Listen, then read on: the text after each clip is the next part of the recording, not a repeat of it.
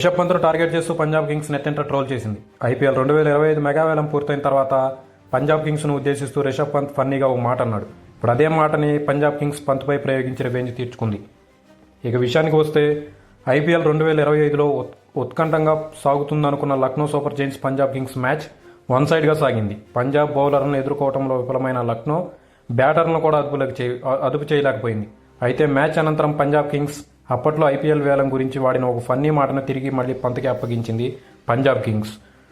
IPL mega వేలం సమయంలో Rishabh Pant Punjab కింగ్స్ను ఉద్దేశిస్తూ troll చేశాడు. వేలం పూర్తయిన తర్వాత రిషబ్ పంత్ మాట్లాడుతూ, నాకున్న ఒకే ఒక టెన్షన్ పంజాబ్ కింగ్స్, ఎందుకంటే వాళ్ళ పర్సులో చాలా ఎక్కువ డబ్బులు ఉన్నాయి అని అన్నాడు. అంటే నన్ను పంజాబ్ కింగ్స్ ఎక్కడ కొనుక్కుంటుందో అని మెగా వేలంలో చాలా టెన్షన్ పడ్డానంటూ అప్పట్లో స్టార్ స్పోర్ట్స్కి ఇచ్చిన ఇంటర్వ్యూలో పంత్ అన్నాడు.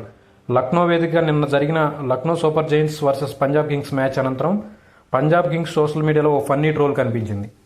రిషబ్ పంత్ను టార్గెట్ చేస్తూనే పంజాబ్ కింగ్స్ ఎక్స్లో ఒక ట్వీట్ చేసింది.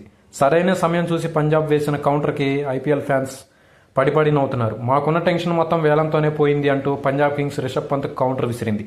ఈ ఐపీఎల్లో రిషబ్ పంత్